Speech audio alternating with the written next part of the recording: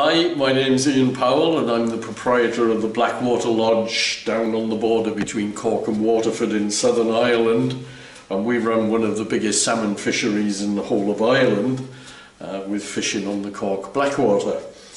What I'd like to do today is to give you a few little tips of things that, having filleted and dealt with thousands of fish during the 30 years that I've been here, is to give you a few little tips if you catch fish yourself, the things which may help you when it comes to cleaning them and cutting them up, because whilst we like to see that fish are released back into the river, we also like to be able to have one or two fish for the table, because at the end of the day the whole purpose of what we do is to be able to enjoy one or two of the fish that we catch to eat as well. Nothing better than having fresh salmon on the table with a good glass of white wine to go with it.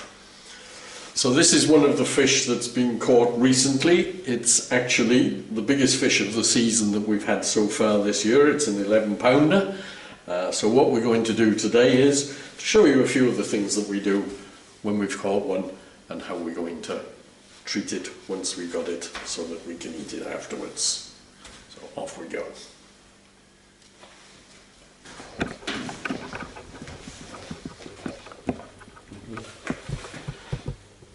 Okay? Yep, good. What I'm doing first of all is I'm just making sure that the fish has been washed before, and I'm just drying it a little bit to make it easier to handle, because there's nothing worse than having a fish that's still got all the slime and the mucus on it. Makes it difficult to handle. The drier it is, the easier it becomes. So this one now has been dried nicely, so we're ready to go.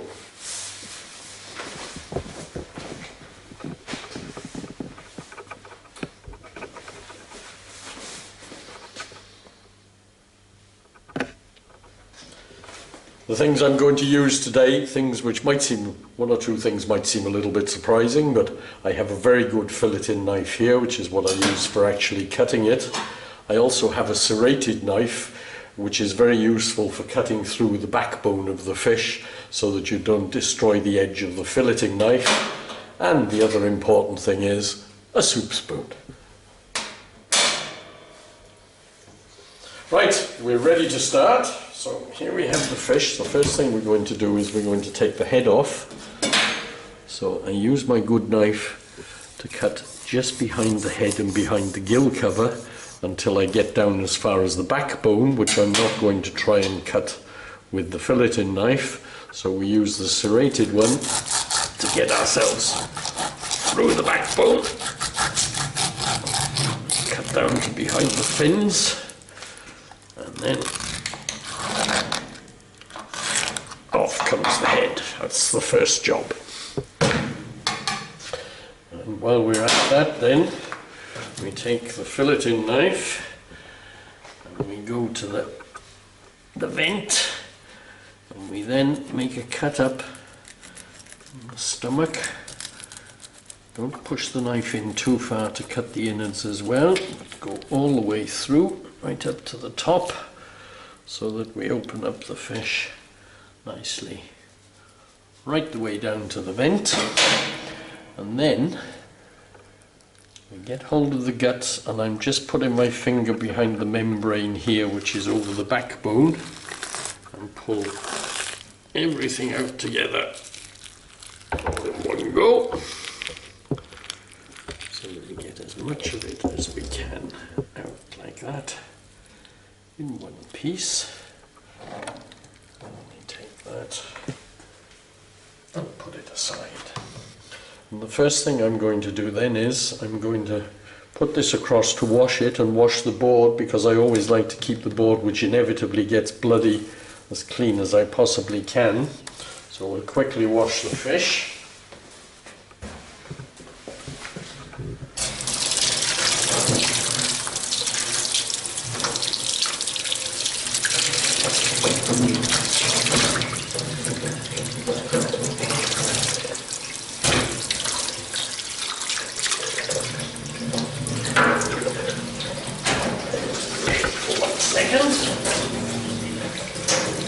And keep all of the tools clean as well, so that we don't get lots of blood going into the fillet. fish when we've cut it. Just quickly wash those. And then give it another dry. Just to keep it nice and easy to handle.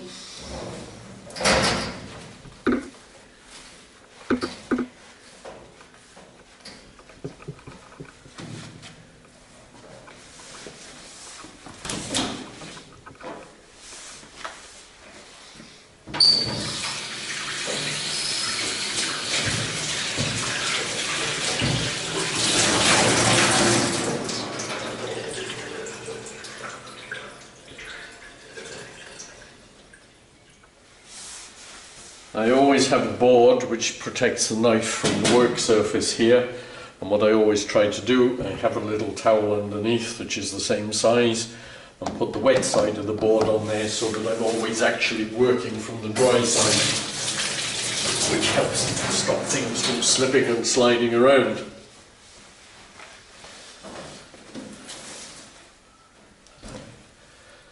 Right, now we have the fish.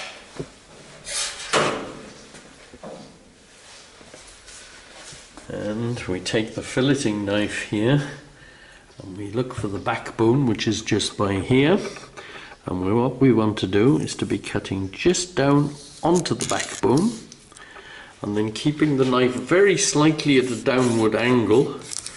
We just work our way quietly along the backbone, keeping the knife always pointed down just a fraction so that it will slide over the backbone. Work our way down like that. Move it up a little bit. Just keep it going nice and steadily all the way down until we come to the end. And then, when we take that off, we end up with a fillet that looks really nice like that, and it's extremely smooth. So we'll put that one aside for just a second. And then we go to the underneath of the backbone. We do the same thing, but now this time we're working with the knife at a slightly upward angle.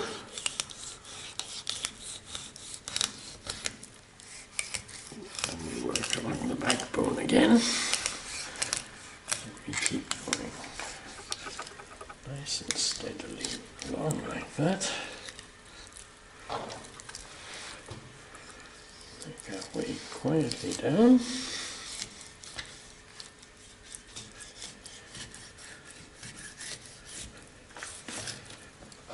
Right the way down to the tail.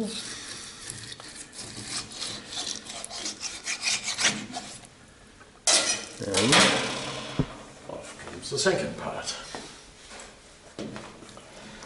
Now we have two fillets, and you can see here that we have a very fatty section along here, which is the part that nobody wants to eat, and the same along the fin here and going all the way down to the side. So what we're going to do before we do anything else is we're going to remove these bits.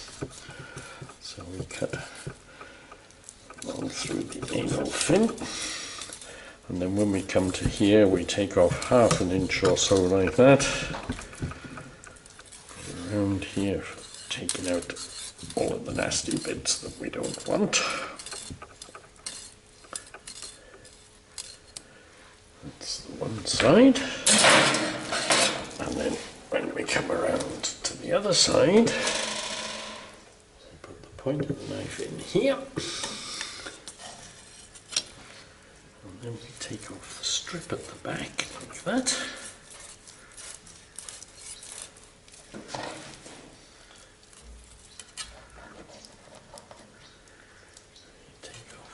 Nasty little bony bits. Finish. Work our way down. And that's that piece off. Now we have a few bones here, which we will the knife underneath. Take this away together with the skinny cartilage bits that we have there.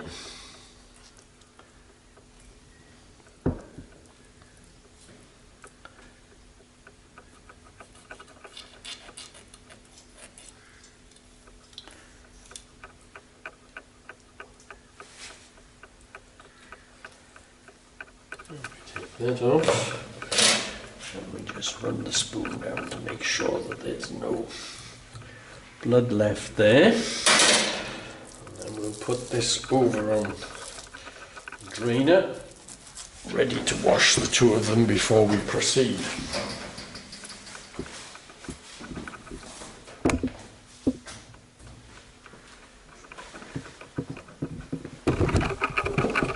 Now we come to the second side, and basically we do the same thing.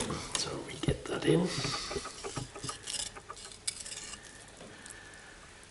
Take off all of the bits that we don't want to be eating. As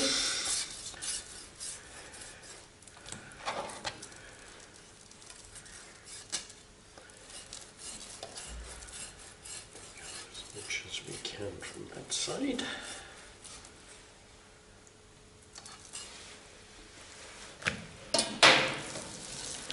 Same. The other side, a good pointed knife always helps with this because you can pop it in and then be able to work it along nicely, taking off all the bits we're going to discard.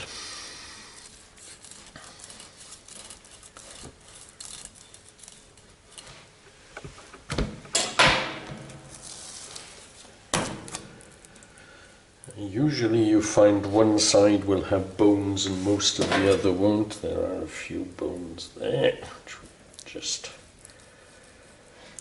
remove.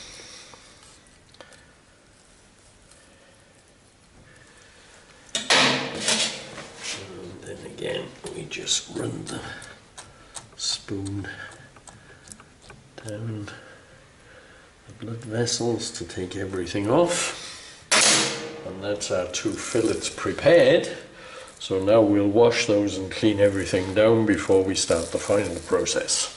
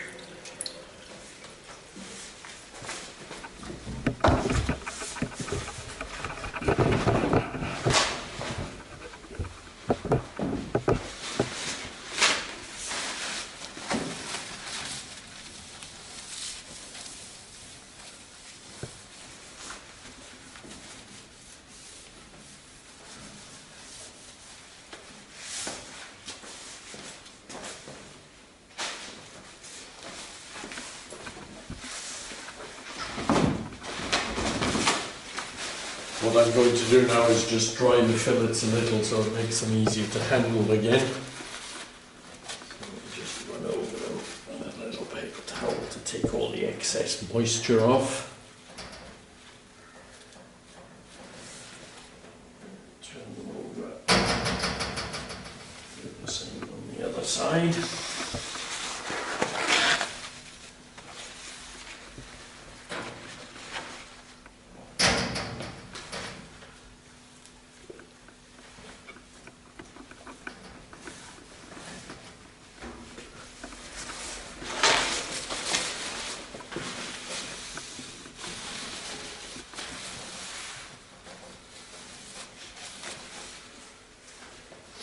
And now we're ready for the next part of the story.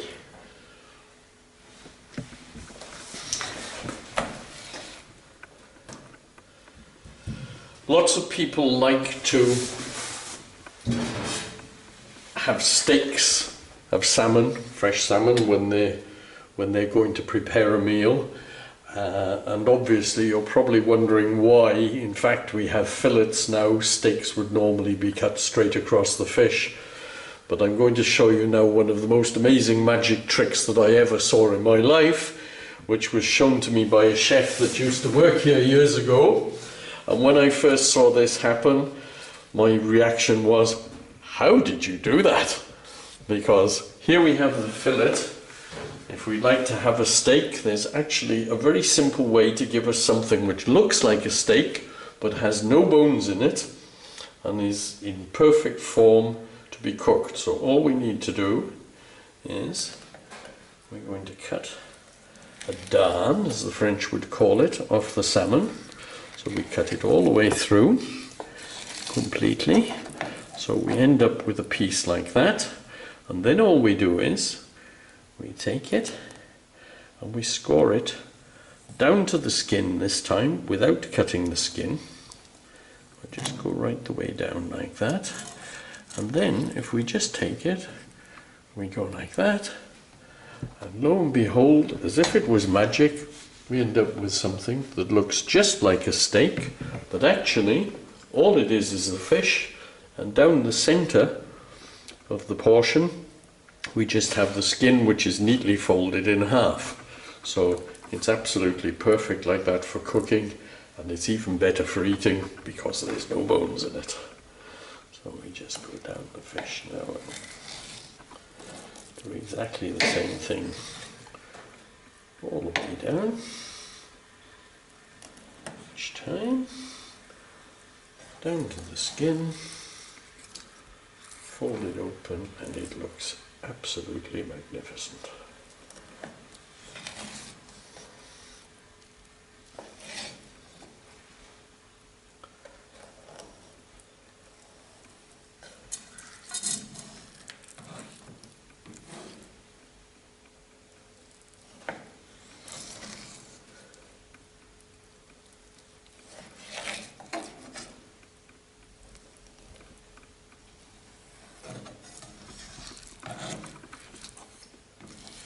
Just like magic. Would you like to keep that for gravid legs? Gravid legs. Yes, we'll put that aside then. The tail portion of this now, what we're going to do is we're actually going to keep that in a nice size like that, and that's going to be used to make gravid lax, which is the Scandinavian way of curing salmon and eating it, often done with the complete fillet.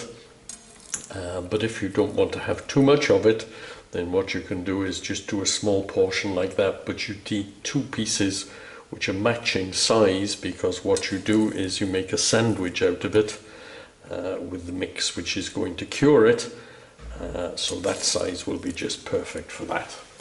So we'll put that aside. And there's our steaks, as we'd like to call them. So now we'll do the second one.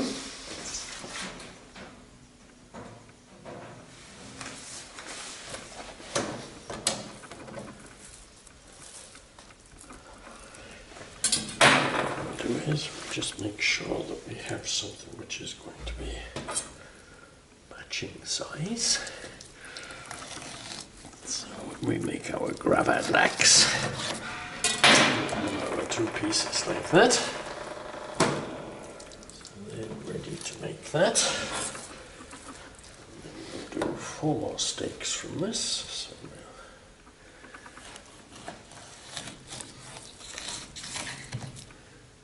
cut this into the dents first of all.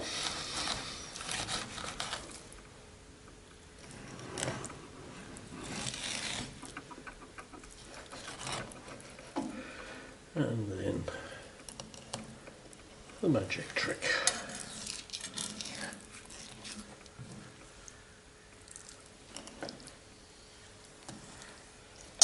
Always being careful not to cut through the skin, just to leave it neatly folded down the middle.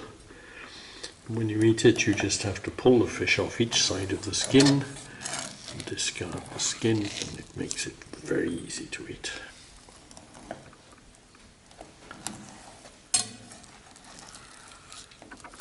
So, there we go. Beautiful steaks, no bones, and I'm hungry already.